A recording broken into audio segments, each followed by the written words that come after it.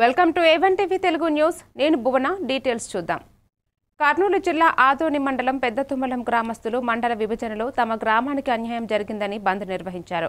ఉదయం 5 గంటల నుండి సాయంత్రం 5 గంటల వరకు గ్రామంలోని ప్రభుత్వ కార్యాలయాలు, స్వచ్ఛంద సేవా సంస్థలు, దుకాణాలు, హోటళ్లు స్వచ్ఛందంగా బంద్ చేశారు. గ్రామస్తులు రోడ్లను కూడా తాత్కాలికంగా మూయించి తమ సమస్యను పరిష్కరించాలని డిమాండ్ చేశారు.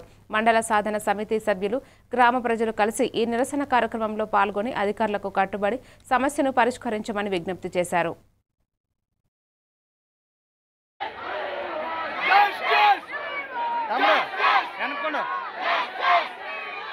నుంచి కూడా బాపులదొడ్డి, పులికానమ, చిన్న తుమ్మలం, మేగడోన, పీగలగొట్టు, గవిగెట్టు, మరి నెమిలికల్లు గ్రామాలు కూడా మా గ్రామంలో కలుస్తా అని కూడా చెప్తా ఉన్నారు. కాబట్టి మరి మా గ్రామాన్ని మండలం చేస్తే ఒక వలసలు నివారించడానికి అవకాశం ఉంటుంది, పరిశ్రమలు రావడానికి అవకాశం ఉంటుంది, గ్రామాల అభివృద్ధి వైపు పయనించడానికి అవకాశం ఉంటుంది, యువతకు ఉద్యోగ అవకాశాలు కల్పించడానికి అవకాశం ఉంటుంది.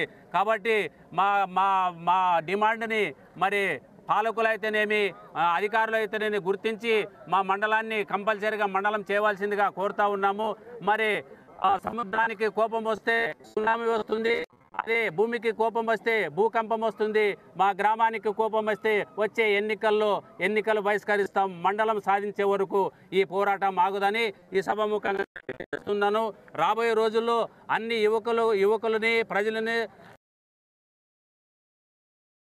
ఉన్నా కూడా అప్పుడు మినిస్టర్లు ఇది చేసి రాత్రికి రాత్రే పెద్ద తుమ్మలం లిస్టులో నుంచి తీసేసి పెద్ద కడుపుని ప్రకటించుకున్నారు.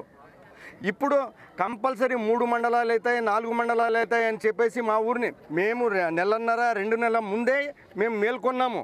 కానీ రాజకీయ నాయకులందరూ లేదు మీకు వస్తుంది చేస్తుంది అని చెప్పేసి మాకు చాలా అన్యాయం జరిగినట్లే మేము భావిస్తున్నాం మా గ్రామానికి. ఇప్పుడు కొంతమంది ఇప్పుడున్న నాయకులు కూడా ఈ మండలం చేయకూడదని చెప్పి కుట్రగంటున్నారని చెప్పి వస్తున్నాయి. అది మనకంటూ తెలియదు, అది ఎవరు ఏం ఊహగానం ఉందో ఏం లేదో, కానీ ఇంతకంటూ మా గ్రామానికి అన్యాయం జరిగింది. ఇప్పుడైనా ఎందుకంటే ప్రతి రాజకీయ నాయకునికి ఉనికినిచ్చిన గ్రామం మా గ్రామం. మళ్ళా ఫ్యూచర్లో కూడా వాళ్ళు ఉనికిని కాపాడుకోవాలంటే వాళ్ళు వాళ్ళ కోసం మేము ఇన్ని రోజులు కష్టపడ్డాము. మా కోసం ఈసారి రాజకీయ నాయకులు ఖచ్చితంగా మేల్కొని మాకు వెన్నదన్నుగా ఉండి మండలం వచ్చే వరకు వారు కూడా మాకు అండగా ఉండాలని చెప్పేసి